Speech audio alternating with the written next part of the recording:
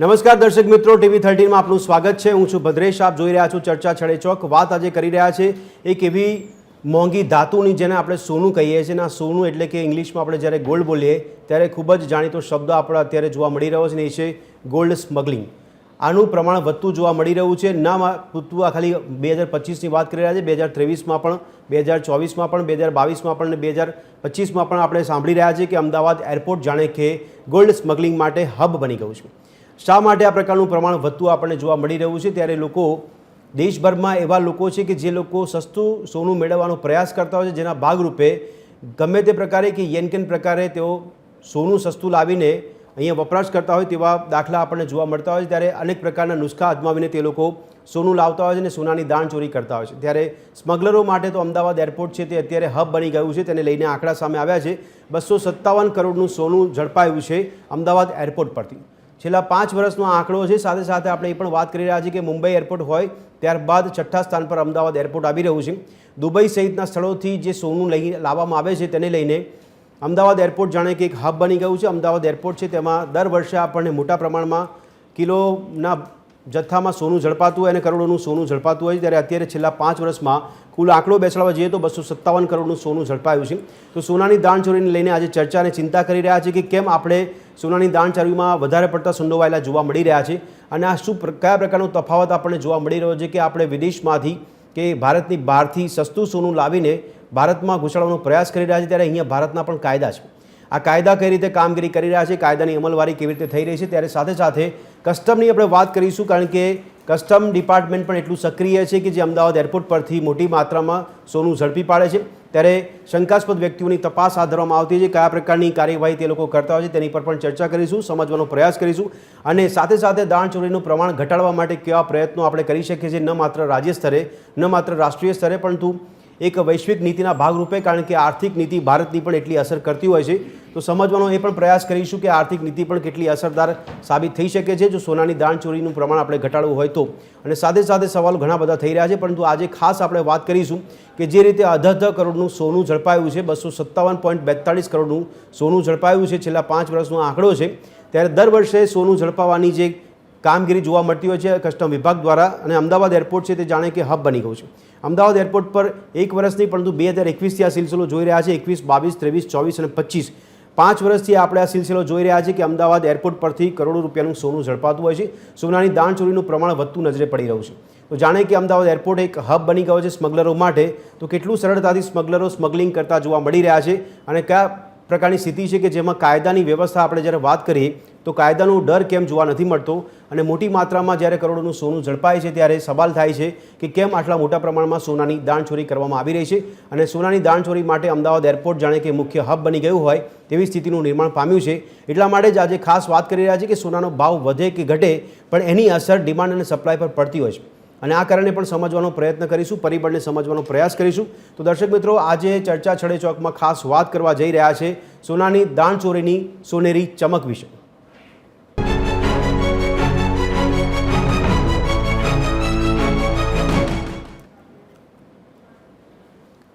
તો દર્શક મિત્રો, ચર્ચાની શરૂઆત કરતાં પહેલાં ગ્રાફિક્સના માધ્યમથી અમુક મુદ્દા છે આપની નજર સમક્ષ અમે લાવવાનો પ્રયાસ કરીશું। તો એક નજર કરીએ ગ્રાફિક્સના માધ્યમથી જે ઘટનાક્રમ બનતા જોવા મળી રહ્યા છે। ત્યારે અમદાવાદ એરપોર્ટ હાલમાં ગોલ્ડ સ્મગલિંગનું હબ બની ગયું છે।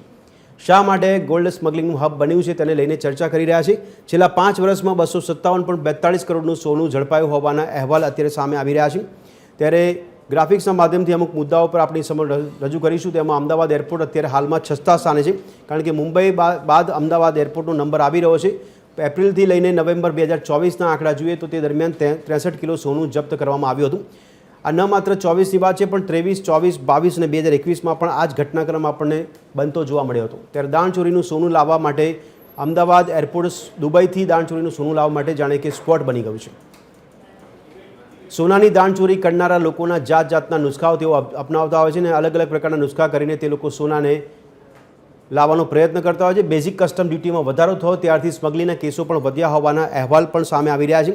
ત્યારે ઘણા રિપોર્ટ્સ પણ જોવા મળી રહ્યા છે। એવામાં સોનાની દાણચોરીમાં ઉત્તરોત્તર વધારો થતો હોવાનો ઉલ્લેખ પણ રિપોર્ટમાં કરવામાં આવ્યો છે। દેશમાં જાણીતા સેલેબ્સના દાણચોરીમાં સંડોવણીના અહેવાલ પણ મળ્યા છે આપણને, કારણ કે ઘણી સેલેબ્સ છે એટલે કે સેલિબ્રિટી છે એ લોકો પણ આ કાંડ સાથે સંકળાયેલા હોય છે। કન્નડ ફિલ્મની જાણીતી અભિનેત્રી રાનિયા રાવ પણ 14 કિલો સોના સાથે પકડાઈ હતી અને તેની સામે કાર્યવાહી કરાઈ છે. તો અમદાવાદ એરપોર્ટ જાણે કે ગોલ્ડ સ્મગલિંગનું હબ બની ગયું છે તેવું આ ચિત્ર જોવા મળી રહ્યું છે. ત્યારે હવે સવાલ છડે ચોકની વાત કરીશું કે કયા પ્રકારના સવાલ આપણે પૂછવા જઈ રહ્યા છીએ. તો એક નજર કરી લઈએ સવાલ છડે ચોક પર. અમદાવાદ એરપોર્ટ છે કેમ ગોલ્ડ સ્મગલિંગનું હબ બની ગયું છે તે મુખ્ય સવાલ છે અને તેને લઈને પેટા સવાલો પર ચર્ચા કરીશું. સવાલ નંબર 2 પૂછી રહ્યા છે કે એરપોર્ટ પર કસ્ટમ વિભાગ કેટલું સક્રિય છે અને એ વિભાગ સામે કેટલા પ્રકારના પડકાર જોવા મળી રહ્યા છે. સવાલ નંબર 3 પૂછી રહ્યા છે કે દાણચોરીના કિસ્સાઓ સમગ્ર સુરક્ષા વ્યવસ્થા માટે પણ કેટલા પડકારરૂપ સાબિત થઈ રહ્યા છે. આટલા બધા કિસ્સાઓ જોવા મળે ત્યારે સુરક્ષા વ્યવસ્થા કેટલી. સવાલ નંબર 4 છે કે દાણચોરીના કિસ્સામાં કયા પ્રકારની કાર્યવાહી કરવામાં આવતી હોય છે, કાયદો કયા પ્રકારનો છે, તેની અમલવારી કયા પ્રકારે કરવામાં આવે છે. તો દાણચોરી કરવામાં સ્મગલરોને કેમ કાયદાનો ડર નથી જોવા મળતો તેને લઈને પણ સવાલ પૂછીશું. તો સવાલ છડે ચોકમાં સવાલ છઠ્ઠો છે કે સોનાની સ્મગલિંગના કેસો વધવા પાછળ કયા પરિબળો સૌથી વધારે જવાબદાર જોવા મળી રહ્યા છે. સવાલ નંબર 7 પૂછી રહ્યા છે કે કયા કારણોથી લોકો વિદેશથી સસ્તું સોનું દેશમાં ઘુસાડવાનો પ્રયાસ કરતા હોય છે, કેમ આટલો બધો મોહ તેમને જોવા મળે છે. દેશમાં સોનાની દાણચોરીનો મોહ લોકોમાંથી કેમ છૂટતો નથી. સવાલ નંબર 8 પૂછી રહ્યા છે. તો સવાલ નંબર 9 પૂછી રહ્યા છે કે દાણચોરી વધવા પાછળ દેશની આર્થિક નીતિ પણ કેટલી જવાબદાર માની શકાય છે. સવાલ નંબર 10 છે કે દાણચોરીથી સોનું લાવવાથી દેશના વેપારીઓને શું લાભ થઈ શકે છે. સસ્તું સોનું લાવવામાં આવે તો એ પ્રકારના પ્રક્રિયામાં વેપારીઓની પણ શું ભૂમિકા હોય છે, વેપારીઓને કયા પ્રકારના લાભ થતા હોય છે. આવા સવાલો સાથે ચર્ચાની શરૂઆત કરવા જઈ રહ્યા છે અને અન્ય પેટા સવાલોની પણ ચર્ચા કરીશું. તો દર્શક મિત્રો, ચર્ચાની શરૂઆત કરવા જઈ રહ્યા છે ચર્ચા છડે ચોકમાં. આજે વાત કરીશું દાણચોરીની સોનેરી ચમક વિશે. મારી સાથે ચર્ચામાં હાલમાં જોડાયા છે સ્ટુડિયોમાંથી રમેશ ભાઈ જોડાયા છે કે જેઓ નિવૃત્ત IAS અધિકારી છે, રમેશ ચૌહાણ, અને જેઓ કસ્ટમમાં નિવૃત્ત અધિકારી તરીકે અત્યારે અમારી સાથે જોડાયા છે. અને સાથે સાથે સિદ્ધાર્થ ભટ્ટ જોડાયા છે કે જેઓ આર્થિક વિશ્લેષક છે, સુનિલ જોશી જોડાયા છે કે જેઓ વરિષ્ઠ પત્રકાર છે, અને યોગેશ ચુડગર જોડાયા છે કે જેઓ વિશ્લેષક તરીકે અમારી સાથે જોડાયા છે. અચ્છા યોગેશભાઈ, સુનિલભાઈ, આપને અવાજ આવી રહ્યો છે મારો? હા, થોડો અવાજ છે, થોડો ધીમો છે પણ સંભળાઈ જાય છે. ઓકે સુનિલભાઈ, તો આપનાથી શરૂઆત કરું છું. વરિષ્ઠ પત્રકાર તરીકે આ ઘટનાક્રમ આપણે નવો નથી જોતા. આપના રિપોર્ટિંગમાં પણ આવતું હશે કે વર્ષ 2021 થી લઈને 22, 23, 24, 25 છેલ્લા 5 વર્ષમાં 257.42 કરોડનું સોનું ઝડપાયું છે. તો દર વર્ષે કરોડોનું સોનું ઝડપાય છે. આ ઘટનાક્રમને કઈ રીતે મૂલવી રહ્યા છો એક પત્રકાર તરીકે? બિલકુલ, સોનાની દાણચોરી છે એના મુખ્ય 3 કારણો હોય છે. સૌ પ્રથમ આપણે કારણોમાં જોઈએ તો પહેલું કારણ એ છે કે બે દેશ વચ્ચેની ભાવ પેરિટીમાં ટેક્સને કારણે પડતો હંમેશા ફેર હોય છે અને એ ટેક્સ થી બચવા અને સસ્તું સોનું લાવવા માટે દાણચોરી થતી હોય છે. દાખલા તરીકે કેટલાક લોકો ફરવા જતા હોય એને કેરિયર તરીકે ઉપયોગ થાય છે તો એમનો ટૂરનો ખર્ચ નીકળી જાય એવું પછી એનાથી વધારે સિન્ડિકેટ ગોઠવીને અને સ્મગલર ચેઇન દ્વારા થતું હોય. એટલે એ પહેલું કારણ છે કે ભાવ પેરિટી. બીજું કારણ છે ગ્રે માર્કેટ. સોનાની એક ઓફિશિયલ માર્કેટ હોય છે અને બીજી અનઓફિશિયલ માર્કેટ હોય છે. જે તમને ખ્યાલ છે કે અને સામાન્ય લોકોની જાણ માટે કે જે અર્થતંત્રનો એક બહુ મહત્વનો પાર્ટ હોય છે કે જે વસ્તુઓ પેરેલલ ચાલતી હોય છે. અને ત્રીજું કારણ છે એ બ્લેક ના વ્હાઇટ કરવા માટે પણ ગોલ્ડનો ઉપયોગ થતો હોય. અહીંયાની કમાણી ત્યાં કોઈ પણ રીતે હવાલામાં જતી હોય એની સામે સોનું આવતું હોય. આ 3 બાબત છે. હવે આજની સ્થિતિએ સોનાની દાણચોરી ઓછી થવી જોઈએ એના એવા કારણો છે. તો આ અગાઉનો આપણો રેકોર્ડ જોઈએ તો સારું, કારણ કે 3% દુબઈ અને અમદાવાદ વચ્ચે ભાવ ફરક માત્ર 3%નો છે. તો 3%માં રિસ્ક છે ને, જે prevention of money laundering act છે ને, એ તમારે ડ્રગ્સ ને પેરેલલ કેસ અને એન્ફોર્સમેન્ટ ડાયરેક્ટોરેટની નીચે આ કેસ આવે. એટલે જોખમનું પ્રમાણ 3%ના ગેઇન પ્રમાણે વધારે કહેવાય. તો આ સોનું વધારેમાં વધારે સ્મગલ થતું હશે ને, એ જે લોકોને પૂરું કાયદાનું જ્ઞાનનો એવો વર્ગ ઓછો હશે, પરંતુ જેને બ્લેક ના વ્હાઇટ કર્યા વગર ચાલે એમ નથી. એટલે કરન્સી ચેન્જ માટે આ ગોલ્ડ છે એ દેશમાં લાવવા માટે જોખમ લેવાતું હોય બહુ સીધું લાગી રહ્યું છે. કારણ કે 3%ના ફરકમાં કોઈ આવડી મોટી કે જેમાં જેલ સજાની જોગવાઈ છે એવડી મોટી સજા તાત્કાલિક ધોરણે એમને એન્ફોર્સમેન્ટ ડાયરેક્ટર લઈ લે અને ફોરેન એક્સચેન્જના રૂલ્સ લાગુ પડે એવું કોઈ માણસો અધરવાઇઝ ન કરે. જોખમના પ્રમાણ વચ્ચે પણ જે છે ને એ આપણી ગ્રે ઇકોનોમીને ચલાવવા માટે સોનાની દાણચોરી થતી હોય એવું લાગે છે. બિલકુલ બિલકુલ. યોગેશભાઈ, આપને અવાજ આવતો તો આપને પણ વિશ્લેષક તરીકે સવાલ પૂછવાનું મન થાય છે કે સોનાની દાણચોરી વધવા પાછળનું કારણ આપના મતે શું લાગે છે આપને?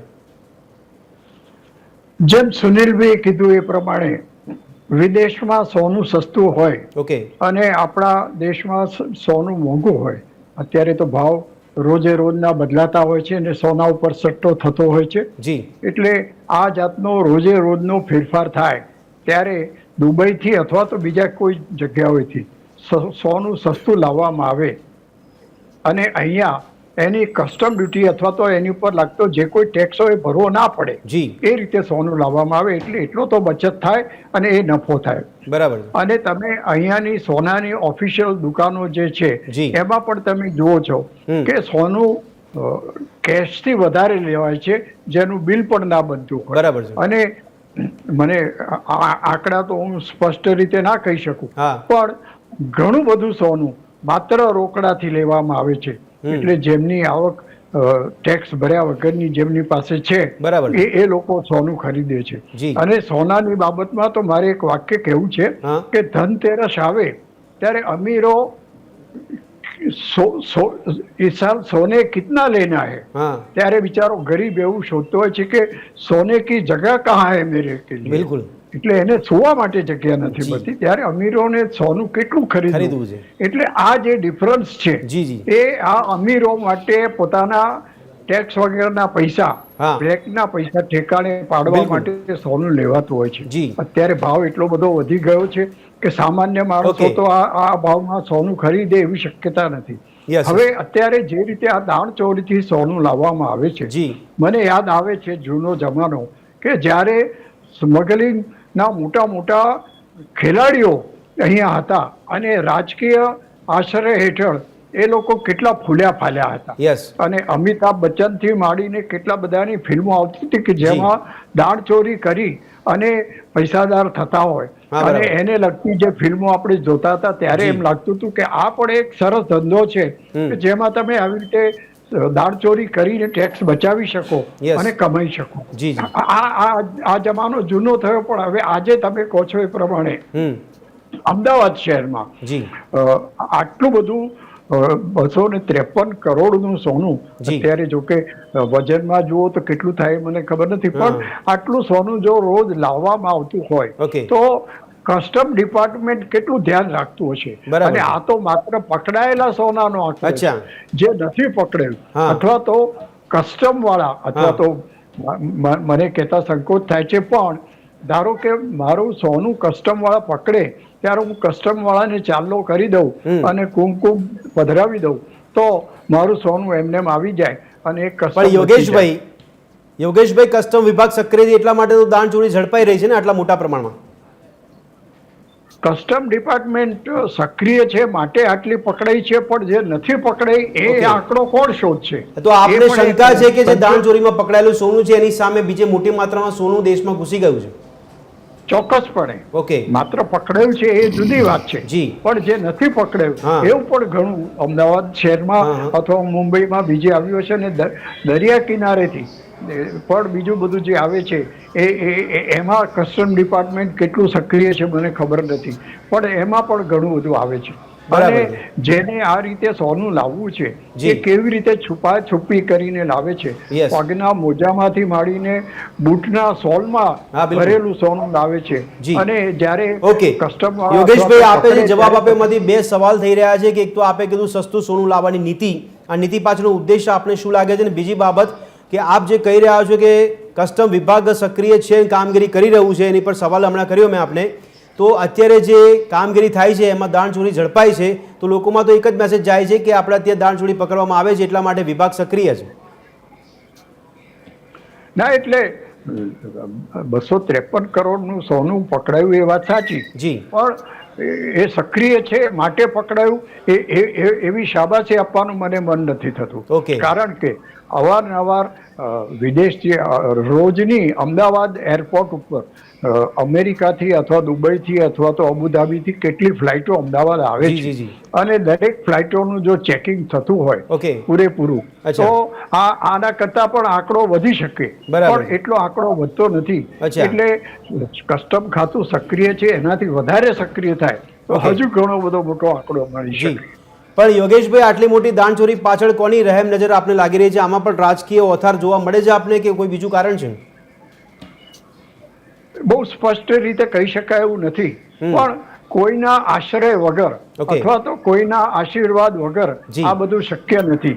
જેટલા પણ ગુનાઓ બને છે એ ગુનાઓમાં તમે જુઓ છો કે ક્યાંક ને ક્યાંક રાજકીય અથવા તો સામાજિક કોઈક આશ્રય હોય છે અને એની ઉપર રેમ નજર રાખવામાં આવે છે અને એના કારણે આ જે ગુનાખોરી છે, આટલા બધા કાનૂન છે, કાયદા છે, આ બધું છે, તો તેમ છતાં જો આટલું બધું ચાલતું હોય તો એનો અર્થ થાય છે કે કાયદાનું ડર આ બધા ગુનેગારોને નથી. બરાબર છે. એટલે આ ડર નહીં હોવાને કારણે આપણે એ પણ જાણવાનો પ્રયાસ કરીશું. યોગેશભાઈ, આ સુનિલભાઈ યોગેશભાઈની વાતથી કેટલા સંમત છો આપ? કારણ કે કસ્ટમ વિભાગ પર પણ આંગળી કરવામાં આવી રહી છે. સુનિલભાઈ, આપને અવાજ આવે છે મારો? હા, બિલકુલ. જી સુનિલભાઈ, યોગેશભાઈની વાતથી કેટલા સંમત છો કે કસ્ટમ વિભાગ પર પણ આપણે સવાલ કરી રહ્યા છે? થોડી લઈ જાઓ. ચુટગર સાહેબે જે વાત કરી છે એ બરોબર છે, પરંતુ ન માત્ર અમદાવાદ એરપોર્ટ, સાઉથમાં સૌથી વધારે દાણચોરી થાય છે. આંકડાઓ બહાર આવતા નહીં. સાઉથમાં ગોલ્ડનું સૌથી વધારે મોટા પ્રમાણમાં આયાત ઓફિશિયલી થાય છે. બિઝનેસ સાઉથનો છે એ આખા ઇન્ડિયામાં જે ચેઇન ચાલે છે ને ગોલ્ડની, એ સાઉથના મોટા મોટા ગોલ્ડ ડીલરોની ચેઇન ચાલે છે.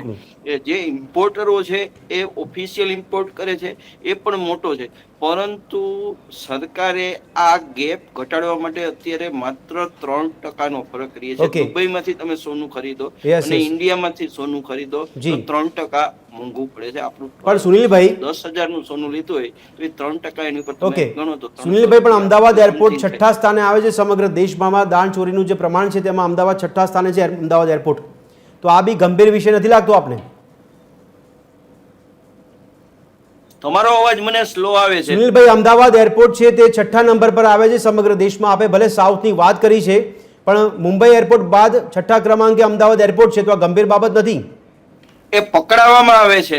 તમે જે કહો છો એ પકડાવવામાં આવે છે. હું તમને દાણચોરીની વાત કરું. જી જી જી જી. જે સાહેબ કહે છે કે ઘર કરી જાય છે, જે સોનું પકડાતું નથી ને, એ રકમ આ છે ને આઈસબર્ગ છે. જી. તમે જે પકડાય છે એ આંકડા આવે છે ને, એ આઈસબર્ગ છે, હિમશિલાનું ટોચકું છે. કોઈ પણ દેશ અને દુનિયાના અર્થતંત્રમાં સ્મગલિંગ, ડ્રગ્સ અને ગોલ્ડ અને ઓઇલ, એ ત્રણ વચ્ચેની એક પેરેલલ ઇકોનોમી ચાલે. બિલકુલ બિલકુલ. જે આર્થિક નિષ્ણાતોને ખબર છે, સરકારોને ખબર છે, અને પેરેલલ ઓકે સુનિલભાઈ, આપે જે વાત કરી, યોગેશભાઈ જે વાત કરી, એ વાત પરથી સવાલ આપણે પૂછી રહ્યા છે. રમેશ ચૌહાણ આપણી સાથે છે. રમેશભાઈ, આપણે સવાલ, આપ તો નિવૃત્ત અધિકારી રહી ચૂક્યા છો, અત્યારે અધિકારી તરીકે કામ કર્યું છે આપે. મારો સવાલ મૂળ એ છે કે કસ્ટમમાં કયા પ્રકારની કામગીરી કરવામાં આવતી હોય છે? કારણ કે અહીંયા યોગેશ ચુડગરે પણ એક શંકા વ્યક્ત કરી કે એટલું 100% સક્રિય કસ્ટમ વિભાગ જોવા નથી મળતું, કારણ કે દાણચોરી જ્યારે પકડાય છે ત્યારે પૂરતા પ્રમાણના આંકડા જાહેર કરવામાં નથી આવતા. મારો સવાલ એ સીધો થાય છે કે આ દાણચોરોને કાયદાનો ડર નથી લાગતો? આ કાયદાનું અસ્તિત્વ ક્યારે આપણને જોવા મળ્યું છે અને કઈ રીતે આ કાયદો કામ કરી રહ્યો છે? નમસ્કાર મિત્રો. જી. બે વિશેષ સજ્ઞોએ જે વાત કરી છે, વાત જોડે હું સાથે સંમત સહેજ પણ નથી. એનું કારણ કહું કે આ આજે ડિજિટલ યુગ છે. એ જે સ્મગલિંગની વાત કરે છે, આથી મેં તો 1985માં ડિપાર્ટમેન્ટ જોઈન કર્યું હતું. બરાબર છે. એટલે મેં ત્યારે પણ સ્મગલિંગ જોયું છે ને આજે પણ સ્મગલિંગ જોયું છે. 1985 થી 55નો ગાળો એવો હતો કે દાઉદનો ગાળો હતો જ્યારે મેક્સિમમ ગોલ્ડ સ્મગલિંગ ઇન્ડિયામાં થતું હતું.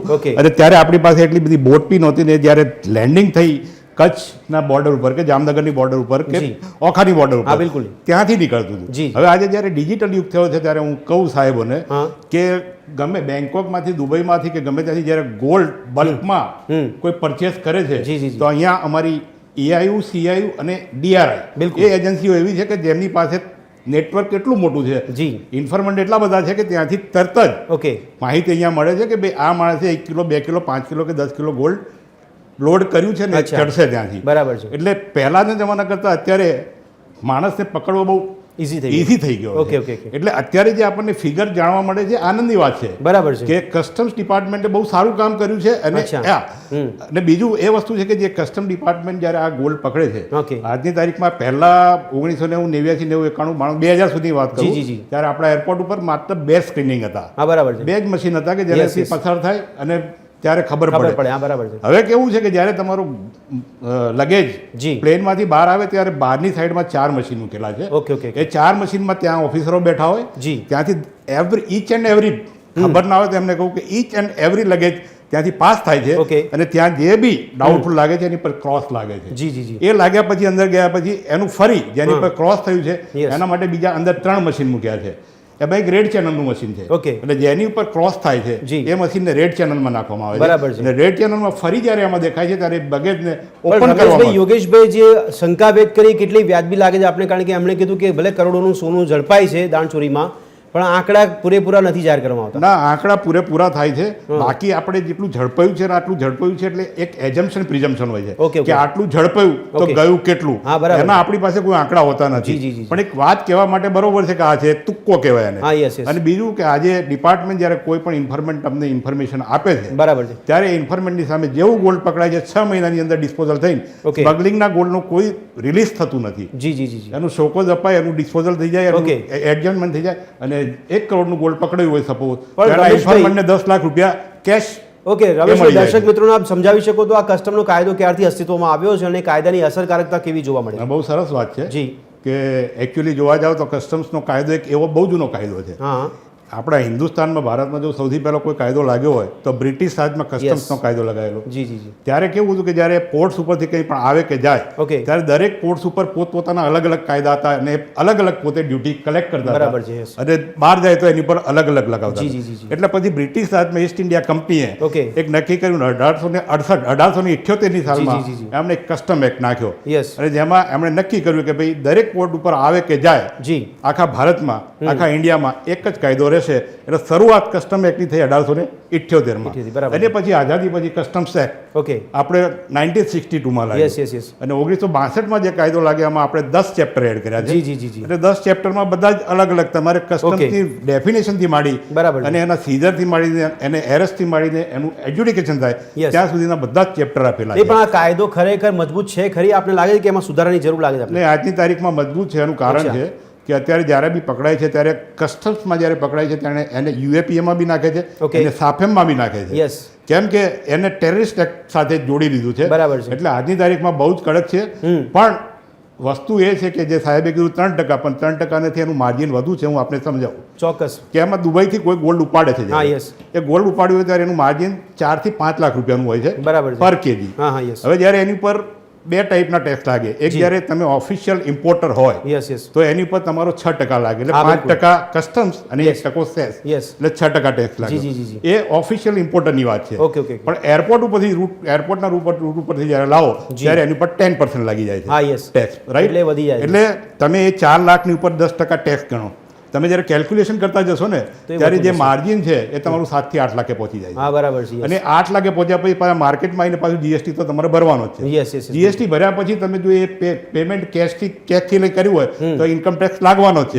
એટલે ઓવરઓલ તમે ઇફેક્ટ જુઓ તો ટેક્સની અને એ જે વેરિએશન છે ભાવનું એ બહુ લાંબુ થાય છે અને એના લીધે આ ચોરી થતી હોય. બિલકુલ. હું કસ્ટમ માટે અન્ય સવાલ આપણે પૂછું છું, પણ સિદ્ધાર્થ પરમાર આપણી સાથે આર્થિક વિશ્લેષક તરીકે જોડાયા છે. સિદ્ધાર્થભાઈ, આપને સવાલ મારો એ છે કે આ આપણી વેરાની આટલી વ્યવસ્થા છે તેમ છતાં પણ આપણે આ દાણચોરીના કિસ્સાઓ વધતા જોવા મળી રહ્યા છે. તો આનો ફાયદો શું આપણને? આ વેરાની જે સિસ્ટમ ચાલી રહી છે એ એમણે પછી વાત કરી રમેશભાઈ, કસ્ટમ એક્સાઇઝ ડ્યુટી ભરો, તમે જીએસટી ભરો છો તો એમાં કેલ્ક્યુલેશન વધતું જાય છે. તો પછી આ સિસ્ટમ કેટલી યોગ્ય લાગે છે આપણે? આખા વિશ્વમાં કોમન મેથોડોલોજી ચાલતી હોય છે કસ્ટમની. અને જે યુએસમાં ટેરિફની વાત ચાલે છે એ પાછું કસ્ટમ જ છે. બિલકુલ. કે ત્યાંના પ્રદેશમાં તમે માલ ઠાલો એટલે કસ્ટમ ડ્યુટી ભરવી વધારે. હા, બરાબર છે. એટલે બહુ પ્રુવન મેથોડોલોજી છે. જી. અને આમાં કશી એવા સુધારાના અવકાશ નથી. અહીંયા મૂળ વસ્તુ એ આવે છે. અચ્છા, એની પહેલા કહી દઉં કે આ જે કસ્ટમ વિભાગ દાણચોરોને પકડે છે તો એ આવકારદાયક પગલું છે. અને જે પ્રાઇવેટાઇઝેશન થયું, પહેલા બધું સરકારીકરણ હતું, હવે ખાનગી ઓપરેટરોને આપવામાં આવ્યું. બરાબર. એ પોર્ટ હોય કે એરપોર્ટ હોય તો એ સલામ આપવી પડે. કારણ કે છેલ્લા 5 વર્ષથી જે પ્રાઇવેટ પોર્ટ ઉપરથી આ પકડાય છે એટલે એ સમજવાનું કે કેટલું પ્રાઇવેટ ઓપરેટરો અને સરકારના કસ્ટમ વિભાગ તાલમેલથી આ બધા કામ થઈ રહ્યા છે. ભૂતકાળમાં પણ આવા કાંડ થતા જ હશે, પરંતુ એ રિપોર્ટ નહોતા થતા. તો ખાનગીકરણના લીધે આ બધું રિપોર્ટ થાય છે. આપણે એવું સમજવું જોઈએ. પણ એવું કેવી રીતે માની લઉં કે આ રિપોર્ટ પૂરેપૂરો થાય છે? કારણ કે આપણે જે 1 રૂપિયાની વસ્તુ પકડાયું ને એમાં 25 પૈસા બતાવવામાં આવે તો આપણે કેવી રીતે માની શકીએ કે આમાં રિપોર્ટ સાચા છે? હા, હવે એક કેવી રીતે માનવાનું? તો આ જ્યારે ફ્રોડ થતું હોય યસ યસ અને એને આપણે ઇન્ટરનલ કંટ્રોલ સિસ્ટમ, દરેક પોર્ટ, એરપોર્ટ, કોઈ પણ કંપની હોય Okay. તો એની ઇન્ટરનલ કંટ્રોલ સિસ્ટમ હોય. જી જી એટલે કે કોઈને એવો વીઆઈપી પાસ નથી આપવામાં આવતો કે Okay. ભાઈ તમે બેગ લઈને સીધા પ્લેનમાં ચડી જાઓ કે પોર્ટ વાહન આપણે જહાજમાં ચડી જાઓ હા યસ અને ચેકિંગ વગર જતા રહેશો, એવું બરાબર. શક્ય નથી. Okay, okay. એને 4 થી 5 પ્રોસેસમાં પસાર થવું પડે. પસાર થવું પડે. Yes, yes, yes. અને એ અલગ અલગ ટીમના લોકો હોય છે. જી જી એટલા માટે એ અશક્ય છે. આ Okay. શક્ય ત્યારે જ બને કે જ્યારે મારો રાજા અને મારો ચપરાસી એક બંને લાઈન ને. ઉપર ચાલતા હોય ને Okay. તો જ શક્ય બને, નહીતર આ શક્ય નથી. ઓકે, આ દાણચોરીના કિસ્સાઓમાં આપણા દેશની આર્થિક નીતિ પણ કેટલી અસરકારક હોય છે સિદ્ધાર્થભાઈ? કારણ કે મેં સાંભળ્યું કે ભૂતકાળમાં પણ આર્થિક ફેરફારો ઘણા નીતિઓમાં કરવામાં આવ્યા હતા, તો આ આર્થિક નીતિઓ કેટલી અસર કરતી હોય છે? પહેલા જે ડોનાલ્ડ ટ્રમ્પે કીધું ને કે ભાઈ ઇન્ડિયામાં સૌથી વધારે ટેરિફ લાગે છે, હા યસ કે પેલું હાર્ડલી ડેવિડસન ને મોંઘા મોંઘા બાઇક ને કાર આવે છે, તો એનો પ્રશ્ન અહીંયા હતો તો ગાડીઓની પણ સ્મગલિંગ થતી હોય છે. એ કસ્ટમમાં ખોટું ડેક્લેરેશન કરી દે, અંડર વેલ્યુએશન કરી દે અને એમ કરીને અહીંયા ડોમેસ્ટિક માર્કેટમાં ઠાલવતા હોય છે. આવી રીતે મોંઘી ઘડિયાળો હોય, ગોલ્ડ હોય, સિલ્વર હોય, ડાયમંડ હોય, Yes. તો એ બધામાં આ પ્રોસેસ જાય છે. Okay. હવે એ આર્થિક નીતિઓ તો એની માટે જ સરકારે સમયાંતરે પગલાં લીધા છે. જી. પહેલા 30% ડ્યુટી હતી તો હવે ઘટાડીને 6% કરી છે.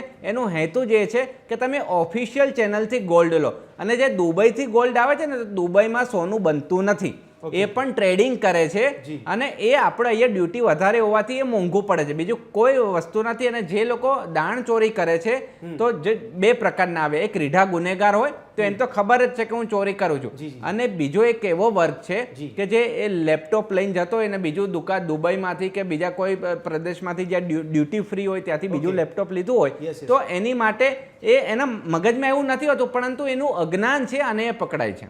બિલકુલ. યોગેશભાઈ, આપને અવાજ મારો આવી રહ્યો છે? હાજી હાજી. અચ્છા યોગેશભાઈ, મારો સવાલ એ છે કે આપને લાગે છે કે વેરાની સિસ્ટમમાં કોઈ ફેરફાર કરવાથી આપણે આનું પ્રમાણ ઘટાડી શકાય અથવા નીતિમાં ફેરફાર કરી શકીએ આપણે? જેમ આપણા આર્થિક નિષ્ણાતે કહ્યું એ પ્રમાણે પહેલા 20% ડ્યુટી હતી, અત્યારે 6% ડ્યુટી થઈ છે. જી. પરંતુ ડ્યુટી તો છે જ, એટલે ડ્યુટી ભર્યા વગર તમે જો કોઈ પણ વસ્તુ લાવો તો અહીંયા સસ્તી પડે. Okay. અને હું મારા પોતાના અંગત દાખલા આપું જી. કે લંડનથી હું અમદાવાદ એકવાર આવતો હતો, ત્યારે કોઈ કારણસર ફ્લાઇટ મોડી પડી બરાબર. અને અમદાવાદ એરપોર્ટ પર ઉતર્યો ત્યારે કસ્ટમના અથવા તો જે કોઈ અધિકારી હોવા જો કોઈ હતા જ નહીં. Yes, yes. અને સીધા બેગ લઈને મારે બહાર નીકળવાનું થયું. ઓકે મારી પાસે ઇલેક્ટ્રોનિક આઇટમ હતી, એ અચ્છા. વખતે ઇલેક્ટ્રોનિક આઇટમ ઉપર અહીંયા ડ્યુટી લાગતી હતી. ઓકે હવે ઇલેક્ટ્રોનિક આઇટમ વિદેશથી લાવવાનું ચલણ ઘટી ગયું, પણ એ વખતે હતું. હા, બિલકુલ. ત્યારે હું તો મારી સાથે ઓફિશિયલ જે બિલ હતા એ લઈને આવ્યો હતો કે જેથી આની શું કિંમત છે હું બતાડી શકું, Yes, પણ yes. કોઈ જોનાર હતું જ જી.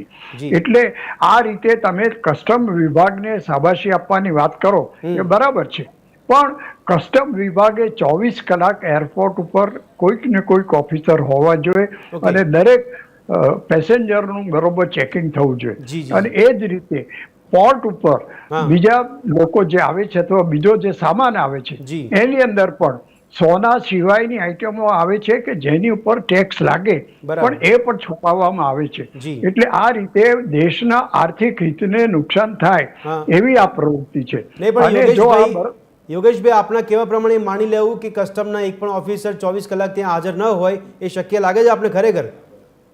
મારો પોતાનો અંગત અનુભવ હું કહું. ઓકે, તો આપણી સાથે અત્યારે રમેશભાઈ બેઠા છે, એમને પણ પૂછી લઈએ. રમેશભાઈ, આટલી બધી નિષ્ક્રિયતા કેમ જોવા મળતી છે જો યોગેશભાઈ કહી રહ્યા છે પ્રમાણે?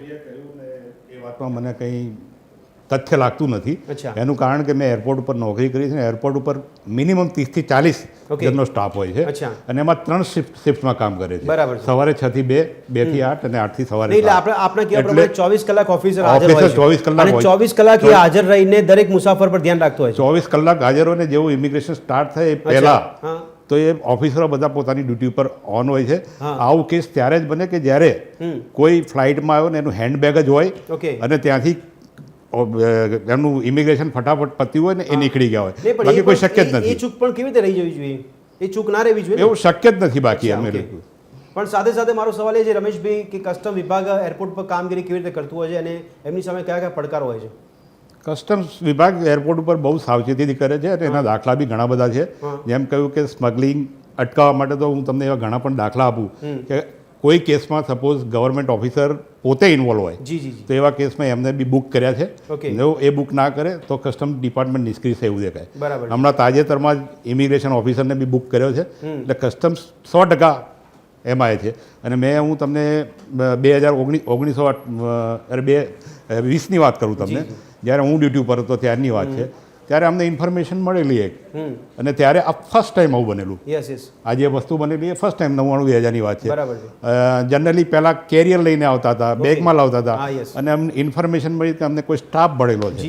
અને સ્ટાફ હતો એરલાઇન્સનો સ્ટાફ, સ્પાઇસ જેટનો સ્ટાફ. તમને ખબર છે તે ટાઈમે સ્પાઇસ જેટના સ્ટાફને તે દિવસે અમે ઇન્ટ્રોગેશન નીકળ્યો તો આપણને ડાઉટ પણ ના જાય કે આ માણસ કરી શકે. અને એની પાસેથી તે દિવસે on the spot 25 kilo gold મળેલું. અને પછી એનું ઇન્વેસ્ટિગેશન, એટલે આ તમે સતર્કતા ના હોય તો શક્ય જ નથી. અને એના ઇન્વેસ્ટિગેશન કરતા એનો જે આંકડો હતો ડાયરી ઉપરથી નીકળતા એ 4000 કિલો ગોલ્ડે પહોંચેલો છે. એટલે કસ્ટમ્સ ડિપાર્ટમેન્ટ આ બધા બાબતમાં એકદમ સતર્ક છે અને હંમેશા રહે છે. સવાલ છે કસ્ટમ વિભાગ પાસે અત્યારે પણ કઈ સુવિધાની ઉણપ જોવા મળી રહી છે? હાલમાં તો બધી જ સુવિધાઓ છે. નહીં, એવું જાણવા મળ્યું છે કે કસ્ટમ વિભાગ કહી રહ્યું છે કે એમની પાસે સ્નીફર ડોગ્સ નથી, એટલા માટે પણ તકલીફ પડી રહી છે. સ્નીફર ડોગ્સ જે છે એ મોટા ભાગે જે જરૂર છે એ વીડ્સ કે ગાંજો કે લાવતા હોય ચરસ, એના માટે જરૂર છે. એ ગોલ્ડ માટે જરૂર નથી. કેમ કે ગોલ્ડ તો તમે કોઈ પણ ફોર્મમાં ક્યાંય બી એને સંતાડ્યું હોય તો એના જે બ્લેક કલરના ડાર્ક જે આવતા હોય છે એ દેખાતા જ હોય છે. આપના અનુભવથી જણાવવાનો પ્રયાસ કરશો રમેશભાઈ કે કેવા કેવા નુસ્ખા અજમાવવામાં આવતા હોય છે જે લોકો દાણચોરી કરતા હોય છે? હા, બહુ સરસ પ્રશ્ન છે. અલગ અલગ નુસ્ખા છે કે જેમ કે બોડીની અંદર, બોડીના કોઈ પણ પાર્ટની અંદર એ છુપાવી દે છે. કેપ્સ્યુલ બનાવે છે, ગળી જાય છે કે પછી એને પ્રાઇવેટ પાર્ટમાં છુપાવી દેતા હોય છે. હમણાં એક લેટેસ્ટ કાપડની એક પેસ્ટ બનાવી અને કાપડની ઉપર પૂરો એને પેસ્ટ કરી દીધો કે તમને એવું લાગે જ નહીં કે શર્ટમાં કંઈ છે, અને એની અંદરથી પછી એ તમને મળે છે. એનાથી પણ આગળ કહું તો થોડું એ છે કે તમે બટક છે કે બ્રેસ્ટ છે એની ઉપર જે તમે ગોલ્ડ પ્લેટ કરીને પછી એ રીતે લગાવી દો છો. એટલે મેં આ બધા જે નુસ્ખા છે, હમણાં વચ્ચે જે પકડાયો હતો કે આપણી જે બેગ હોય તો જનરલી શું થાય છે કે જ્યારે સ્ક્રીન ઉપર જાય ત્યારે જ્યારે બ્લેક ડોટ્સ દેખાય છે ત્યારે એ મેટલ છે એ ખબર પડે છે. એટલે કોઈ પણ બેગ જાય તો બેગમાં મેટલ તો ચેઇન હોય એટલે હોય જ. એટલે એમણે ચેઇનના ફોર્મમાં એ ગોલ્ડ લગાવી અને પછી ત્યાંથી કાઢવાનો પ્રયત્ન કરેલો. એવા પણ 1 કિલો 2 કિલો પકડાય છે. એટલે બધા નુસ્ખા અલગ અલગ પોતપોતાની રીતે અપનાવતો હોય. રમેશભાઈ, આપના અનુભવથી અત્યારની કામગીરીના ભાગરૂપે આપ એવું દ્રઢપણે કહી શકો છો કે જે આંકડા મૂકવામાં આવે છે સાચા આંકડા છે ને એમાંથી 1 રૂપિયાનું પણ સોનું અંદર ઘૂસ્યું નહીં હોય, એ દાણચોરી જે છે કસ્ટમ વિભાગે 100% પકડી છે. મને તો ગર્વ છે કસ્ટમ ડિપાર્ટમેન્ટ ઉપર, અને આંકડા 100% સાચા જ હોય. અને જ્યાં સુધી શક્ય છે એમની જાણ બહાર ક્યાંકથી ક્યાંક નીકળી ગયું તો વાસ્તવ એ તો માનવીય ભૂલ કહેવાય કે ભાઈ એમની એ ભૂલ બી ના કહેવાય, કેમ કે એમને ખબર નથી ને કોઈ ગયો છે. બાકી ડિપાર્ટમેન્ટની જાણમાં હોય અને એ બહાર જાય એવું તો કોઈ શક્ય જ નથી. યોગેશભાઈ, તો પછી આ સવાલ કરો કેટલો વ્યાજબી લાગે છે આપને? કસ્ટમ વિભાગ 100% સક્રિય હોય છે અને એવું કહી રહ્યા છે કે 24 કલાક ઓફિસર હાજર હોય છે અને એમની પાસે સુવિધાઓ પણ છે. રમેશભાઈના પૂરતા સન્માન સાથે મારે કહેવું છે કે દરેક ઓફિસરો રમેશ ચૌહાણ જેવા નથી હોતા, અને ગવર્મેન્ટ ઓફિસરો માટે કેટલું માન છે લોકોમાં એ આપણને ખબર છે. એટલે આ કસ્ટમ ઓફિસરો બધા જ આટલા સતર્ક હોય, અથવા તો કસ્ટમ ઓફિસરો જે હોય એની મેળાપીપણાથી પણ કેટલીક વસ્તુઓ બહાર નીકળી જતી હોય, એવા અનેક દાખલાઓ મેં જોયેલા છે. અને ઘણા બધા પાસેથી હું સાંભળ્યું છે. માત્ર અત્યારે તો આપણે સોનાની વાત કરીએ છીએ, પણ સોના સિવાયની પણ કેટલી બધી આઈટમો એવી છે કે જે આવી રીતે બહાર નીકળી જતી હોય. એટલે જો આવા રમેશભાઈ જેવા કાબિલ અને સક્ષમ ઓફિસરો હોય તો આ બધી વાત શક્ય નથી. પણ અત્યારે 253 કરોડ જેટલું જો સોનું પકડાતું હોય તો એનો અર્થ એવો થાય છે કે હજુ પણ લોકો હિંમત કરીને આવી રીતે સોનું લાવે છે, અને એમને કાયદાનો ડર નથી અથવા એમને ખાતરી છે કે અમે આમાંથી નીકળી જઈશું. મને બહુ આનંદની વાત છે કે યોગેશભાઈએ કહ્યું કે નીકળી જાય છે અને ખબર પડે છે. તો ડિપાર્ટમેન્ટ તો એમના માટે તત્પર તૈયાર જ હોય છે કે નીકળ્યા પછી પણ પકડે તો પણ સ્મગલિંગ જ છે. એટલે અમે તો ડિપાર્ટમેન્ટ એવા તમામ માણસોને આવકારીશું કે નીકળ્યા પછી ખબર પડી કે આ ગયું છે એની ઇન્ફોર્મેશન આવો અમે ત્યાંથી ઉપાડી લઈશું. રમેશભાઈ, દરેક વ્યક્તિ રમેશ ચૌહાણ જેવા નથી હોતા તો નીતિમત્તા પર સવાલ થાય છે. તો પછી કોનાથી પ્રભાવિત હોય? કસ્ટમ વિભાગના જે અધિકારીઓ હોય કોનાથી વધારે પ્રભાવિત હોય છે? ના, કોઈનાથી પ્રભાવિત નથી હોતા. મેં આગળ એ જ વાત કરી કે જ્યારે આપણે કોઈ વાત કરીએ છીએ કે નીકળી જાય છે, મારો જે સવાલ છે આજે નીકળી જાય છે એટલે ક્યાંકથી ક્યાંક હવા આવે છે. તો દરેક ભારતીયની જવાબદારી અને નાગરિકની જવાબદારી છે કે જ્યારે તમને ખબર પડે છે કે આ ક્યાંક નીકળ્યું છે ને અહીંયા છે તો એની ઉપર પણ કસ્ટમ એક પછી લાગે છે. તો આપણે કસ્ટમ્સની એ ટાઈમે મદદ કરવી જોઈએ કે સાહેબ અહીંથી નીકળ્યું છે અને અહીંયા પડ્યું છે તો ડિપાર્ટમેન્ટ જઈને 100% એનું એક્શન લેશે. ઓકે. એટલે આપ એવું કહો છો કે સહભાગી નોંધાવી જોઈએ? 100% નોંધાવી જોઈએ. યોગેશભાઈ, એટલે સહભાગી નોંધાવવામાં આવે, જન ભાગીદારીના ભાગરૂપે જ આ કાર્યવાહી થાય તો કદાચ આપણે સંપૂર્ણ પરિણામ મેળવી શકીએ. હાજી, પણ નાગરિકો ઉપર અથવા તો પ્રજા ઉપર જેટલો પણ ભાર મૂકવામાં આવે છે કે તમે સતર્ક રહો, પણ કેટલા સતર્ક હોય છે. હું ફક્ત આપણે અત્યારે જરા વિષયને હું બદલું છું કે અમદાવાદ શહેરમાં ગુજરાતમાં દારૂબંધી છે તો દારૂ માટેનો ગેરકાયદેસર ઉપયોગ થતો કેટલો થાય છે. તો એના માટે નાગરિકની જવાબદારી છે કે મારે દેશના કાનૂનોનું બરોબર પાલન કરવું જોઈએ. એ નથી થતું, એ હકીકત છે. એટલે નાગરિકોના માથે જવાબદારી નાખવામાં આવે, પણ નાગરિકો પોતે કેટલા રાષ્ટ્રપ્રેમી છે એ એક આખી વાત જુદી છે. એટલે કસ્ટમ ઓફિસરો સતર્ક હોય તેમ છતાં નાગરિકોએ સામે ચાલીને કોઈ બતાડે કે ના ભાઈ હું આ લાવ્યો છું, આની ઉપરનો ટેક્સ લો, આવો દાખલો ભાગ્યે જ જોવા મળતો હશે. અને એ તો રમેશભાઈ પોતે પણ જાણતા હશે કે ઘણા બધા નાગરિકો એવા હોય છે કે પોતે બેગમાં જે લાવ્યા હોય એવી રીતે છુપાવતા હોય અથવા તો એવી રીતે કરતા હોય કે કસ્ટમ અધિકારી પણ એને પકડી ન શકે. એટલે આવા બનાવો બનતા હોય. બિલકુલ યોગેશભાઈ. સિદ્ધાર્થભાઈ, આપને સવાલ મને પૂછવાનું મન એ થાય છે કે આર્થિક પરિબળોની આપણે વાત કરી તો આપને શું લાગે છે કે કોઈ આર્થિક લેવલ પર એવા ફેરફાર થઈ શકે ખરી કે આપણે દાણચોરીનું પ્રમાણ અટકાવી શકીએ અથવા તો ઘટાડી શકીએ? કારણ કે કાયદાના ડરની વાત તો યોગેશભાઈ કરી કે કાયદાનો ડર હજી સુધી જોવા નથી મળતો. હવે કાયદાના આને પહેલા લીગલ કમ્પ્લાયન્સીસ શું છે તો એ આપણે 2-3 વસ્તુ જાણી લઈએ કે બેગેજ રૂલ્સ છે 2016ના. એટલે કે જ્યારે પણ કોઈ પણ પેસેન્જર ટ્રાવેલ કરતા હોય, પોર્ટ હોય કે એરપોર્ટ હોય, બરાબર, દેશની અંદર અને બહાર જવાનું થાય તો એના બેગેજ રૂલ્સ લાગુ પડતા હોય. ચોક્કસ. એટલે એમાં ડ્યુટી ફ્રી અલાઉન્સ પણ હોય છે. 50,000 સુધીનું તમે માલ સામાન ડ્યુટી ફ્રી લઈ શકો છો. એટલે આ એઝ અ પેસેન્જર તરીકે અવેરનેસ હોવી જોઈએ. ગોલ્ડ જે સોનું આપણે કહીએ છીએ તો આના ભાઈઓ માટે 20 ગ્રામનું પ્રોવિઝન છે અને બહેનો માટે 40 ગ્રામનું પ્રોવિઝન છે. એ તમે અંદર બહાર લઈ જઈ શકો છો, જે પર્સનલ યુઝ માટે હોય છે. અને એના સિવાયની વસ્તુ ડેક્લેરેશન કરવી પડે, ફોર્મ ભરવું પડે. ફોર્મ ભરીને જાઉં, જે અગાઉના વખતે કીધું કે હું બિલ ને બધું લીધું તો બરાબર છે. બરાબર. પર્સનલ યુઝ માટે અલગ વસ્તુ છે, બિઝનેસ યુઝ માટે હોય તો એ અલગ વસ્તુ છે. હવે આની લીગલ ફ્રેમવર્કની વાત કરીએ તો કસ્ટમ એક્ટમાં સાહેબ છે એમની જુદી જુદી વાત છે અને ઇન્કમ ટેક્સમાં પેનલ્ટીની જોગવાઈ છે કે જો આવી અનડિસ્ક્લોઝ વસ્તુ આઈડેન્ટિફાઈ થાય છે એટલે કે તમારા 2 નંબરના પૈસાથી કમાયેલી વસ્તુ છે તો એની ઉપર 200% સુધીની પેનલ્ટીની જોગવાઈ છે. અને આ જે વસ્તુ છે જપ્ત થઈ જાય અને સરકારમાં જમા થાય. એટલે સરકારને એક જોવા જઈએ તો આવક થઈ કહેવાય અને તમને જે ગુનેગાર છે એને પેનલ્ટી લાગે. બિલકુલ. સિદ્ધાર્થભાઈ, પણ આ બધી પ્રકારનો જો ઢાંચો છે તેમ છતાં શું લોકોને ડર નથી લાગતો અથવા તો લોકો આ બાબતથી ગભરાતા નથી? એક સવાલ ને બીજો સવાલ મારો એ થઈ રહ્યો છે, આપે પોર્ટની એરપોર્ટની પણ વાત કરી રહ્યા છો, પોર્ટની પણ વાત કરી રહ્યા છો, આ પોર્ટને વારે ઘડી ટાંકી કેમ રહ્યા છો? કોઈ ખાસ કારણ? કારણ કે જે એરપોર્ટ છે ને એમાં મોટી વસ્તુ ના આવી શકે. એરપોર્ટમાં નાની નાની વસ્તુ વધારે. પોર્ટ તો એટલે તો મોટો આખો દરિયો ભાઈ આપણી જોડે. એટલે આપ જે ખાનગીકરણની વાત કરી રહ્યા છો એ શંકાસ્પદ બાબત લાગે છે. એ ઉલટાનું જે આપણે ગુજરાતમાં ઘટનાક્રમ ધ્યાન ઉપર આવે છે કે પોર્ટ ઉપરથી આટલું ઇલીગલ વસ્તુ પકડાય. યસ. વસ્તુની દ્રષ્ટિએ. બરાબર. કારણ કે એરપોર્ટ ઉપર તો શું સોનાની ચેન પકડાય, ગોલ્ડના બિસ્કિટ પકડાય, પણ જે માલ સામાનનો મોટો વેપાર થતો હોય, જ્યારે ઇન્ડિયા 5 ટ્રિલિયન ઇકોનોમી બનશે એટલે 90% દરિયાના માર્ગે વેપાર થાય છે. બરાબર છે. એટલે એમાં જે ક્લાસિફિકેશનમાં એરર થતી હોય કે એમાં ગોલમાલ થતી હોય તો કસ્ટમ ઓફિસરની સતર્કતા અને પ્રાઇવેટ ખાનગી પોર્ટ વાળાની સતર્કતા. એવું માનવું છે કે પોર્ટ અને એરપોર્ટ છે ખાનગી કંપનીને કે ખાનગી માલિકી ન હોવા જોઈએ. અચ્છા.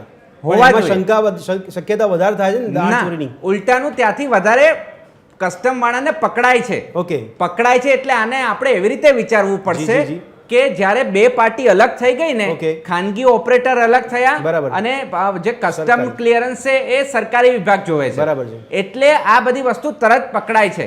આજથી 10 વર્ષ પહેલા આવું એટલું ઝડપથી પકડાતું નહોતું, કારણ કે પોર્ટ એરપોર્ટ સરકાર જોડે હતું અને કસ્ટમ વિભાગ સરકાર જોડે. પણ આપણે પકડાય છે એના માટે શાબાશી લેવી જોઈએ કે આને અટકાવવા માટેની કામગીરી થવી જોઈએ?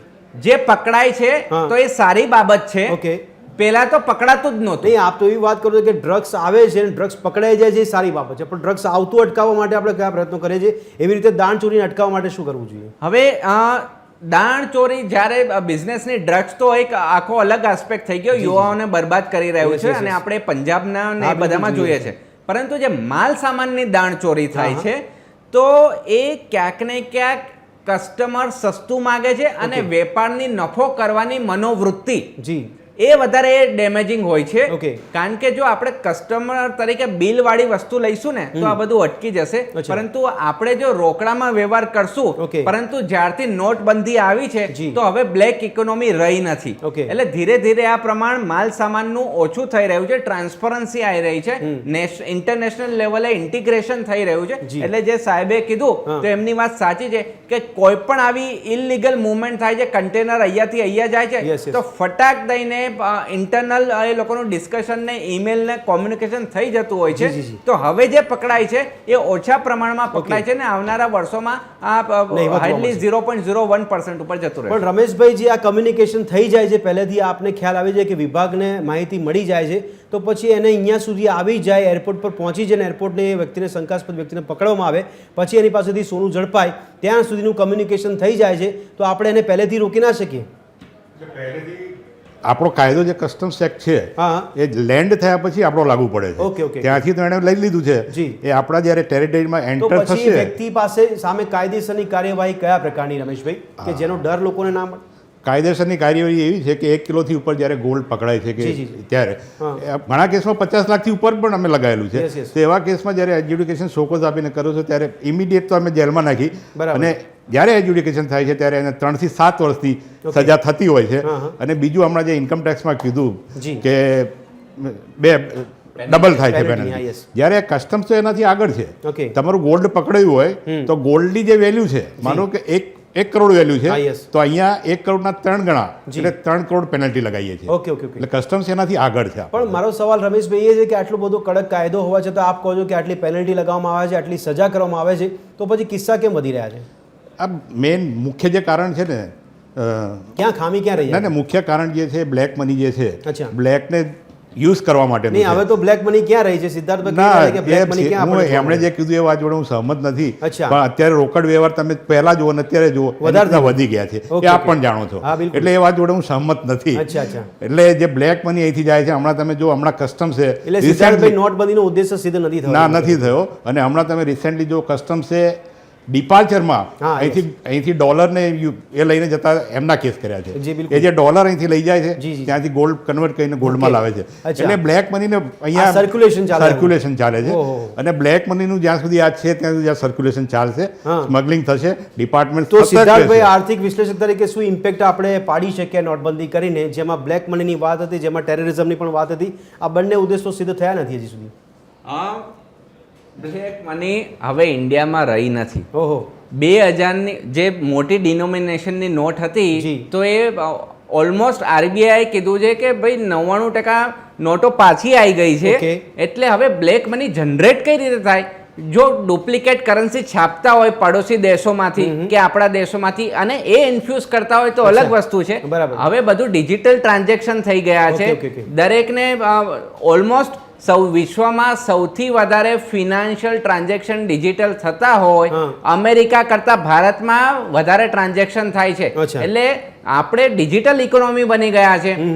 તો બ્લેક મનીની વાત, અને ખેડૂત કદી 2 નંબરનું કરવાનું નથી. ખેડૂતને રોકડા આપવામાં આવે છે, પરંતુ એ સ્મગલિંગ નથી કરવાનો, વેપારીઓ કરવાના છે. કંપનીના તો બધા બેંક એકાઉન્ટ છે.